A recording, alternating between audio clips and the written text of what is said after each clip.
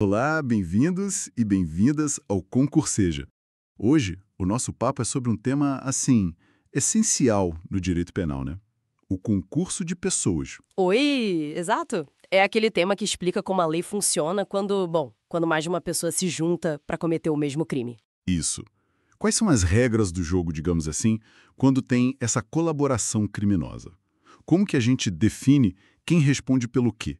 Perfeito. O concurso de pessoas, ele basicamente expande a responsabilidade penal, né? Não fica só em quem executa diretamente o crime. A ideia é pegar todo mundo que, de alguma forma, contribuiu para o resultado. A base está lá no Código Penal, artigos 29 a 31. Tá, legal. Mas então, o que define esse concurso? Não é só ter, sei lá, um monte de gente na cena do crime, imagino? Não, de jeito nenhum. A gente precisa de alguns requisitos, essenciais e que tem que estar todas presentes. O primeiro, claro, é a pluralidade de agentes. Ok, mais de uma pessoa. Isso, duas ou mais pessoas que possam ser responsabilizadas penalmente, né? Com capacidade para isso. Entendido. E qual o próximo? Segundo, a gente precisa dar relevância causal, ou seja, a ação de cada uma dessas pessoas tem que ter tido alguma importância, alguma contribuição para o resultado final ter acontecido daquele jeito. Mesmo uma ajuda pequena. Mesmo uma ajuda que pareça pequena, sim. Se ela foi de alguma forma necessária ou facilitou o crime como ele aconteceu, ela é relevante. Uma conduta que não fez diferença nenhuma, aí não entra. Certo. E aí vem aquele ponto que sempre dá o que falar. O tal do liame subjetivo. O que é isso exatamente? Esse é o coração da coisa, né? O liame subjetivo é basicamente a conexão psicológica entre os agentes. É a consciência e a vontade de colaborar para aquele objetivo criminoso comum. Uma espécie de acordo. Não precisa ser um acordo formal, sabe? Tipo, sentar e combinar, vamos fazer isso. Mas, cada um tem que saber, ou pelo menos aceitar a possibilidade que está unindo esforços com o outro para aquele crime específico. Sem essa ligação de vontades, a gente pode ter outra coisa, tipo autoria colateral, mas não concurso. Entendi. É intenção compartilhada, mesmo que implicitamente. Falta mais algum requisito? Falta um: a identidade da infração penal. Todos os envolvidos têm que estar contribuindo para o mesmo crime, para o mesmo tipo penal descrito na lei. Mesmo que um faça uma coisa e o outro faça outra completamente diferente. Exatamente. Mesmo que um, sei lá, dirija o carro para fuga e o outro entre no banco. Se o objetivo comum era o roubo ao banco, ambos respondem pelo roubo. É o que diz o artigo 29 do Código Penal, que adota a chamada teoria monista. Teoria monista? Quer dizer, um crime só para todo mundo? Vários responsáveis. Tá, mas se é um crime só, como a gente diferencia a responsabilidade? Porque a gente ouve muito falar em autor, coautor, partícipe.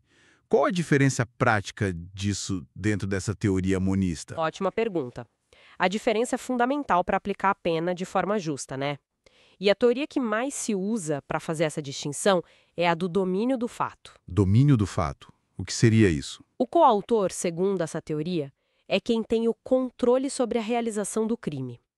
Ele executa o verbo do tipo penal, tipo matar, subtrair, ou, mesmo sem executar o verbo principal, ele tem uma parte essencial na execução do plano.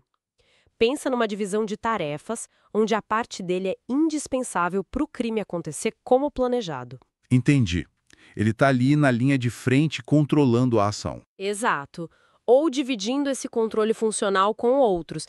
Já o participe, ele contribui, ele ajuda, mas ele não tem esse domínio direto sobre a execução. A ação dele é mais acessória. Acessória como?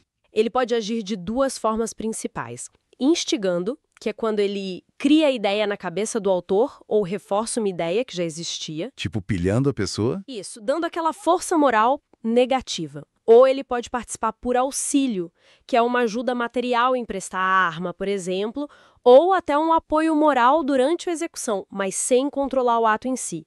A participação depende da ação principal do autor para existir. Ok, ficou claro. Mas aí volta a questão. Se a teoria é monista, um crime só para todos, a pena no final é igual para o coautor que executou e para o participe que só instigou? Não necessariamente. E aí que entra a beleza do sistema, eu acho. O próprio artigo 29, depois de dizer que todos concorrem para o crime, ele fala, na medida de sua culpabilidade. Ah, então tem uma individualização aí. Exatamente.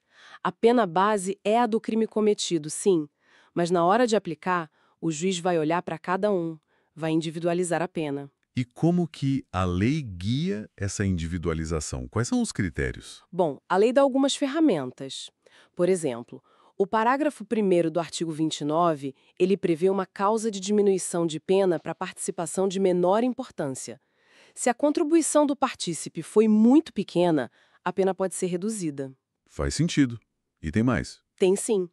O artigo 30 trata da comunicabilidade das circunstâncias do crime.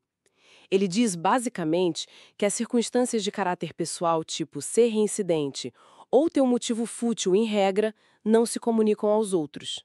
Cada um responde pelo que é seu. A não ser... A não ser que essa circunstância pessoal seja elementar do crime. Por exemplo, ser funcionário público no crime de peculato. Se os outros sabiam disso, aí essa condição se comunica.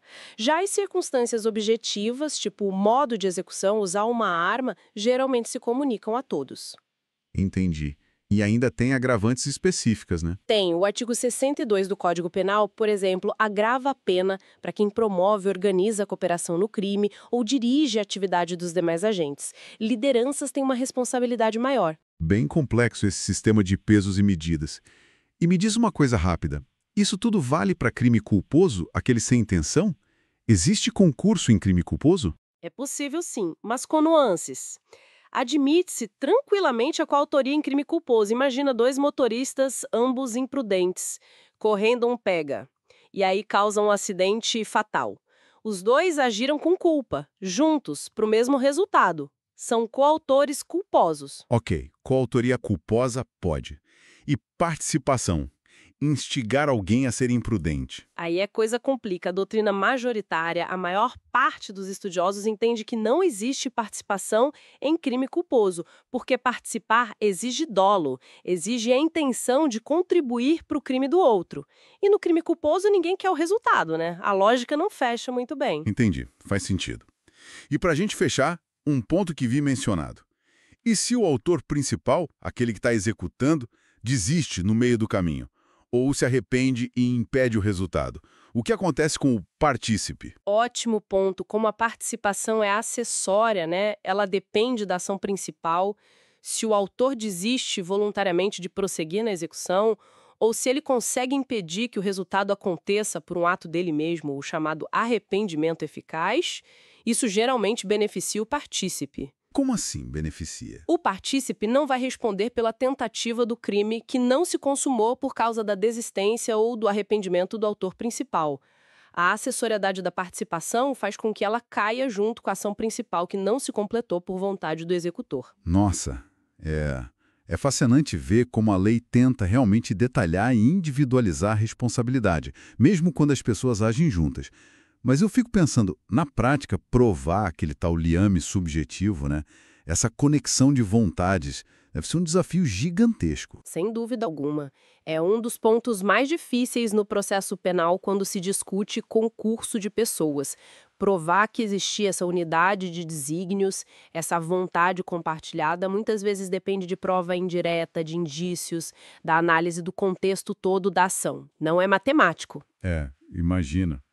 Fica aí, então, essa reflexão sobre a complexidade que é definir e, principalmente, provar a colaboração num crime. Bom, esperamos que essa nossa conversa tenha ajudado a clarear um pouco as coisas sobre o concurso de pessoas. Com certeza. É um tema denso, mas fundamental para quem estuda direito penal. Exato. Continue acompanhando o Concurseja para mais análises como essa. E não deixe de conferir também nossos outros cursos e aulas disponíveis aqui no canal. Muito obrigado pela companhia e até a próxima. Até a próxima.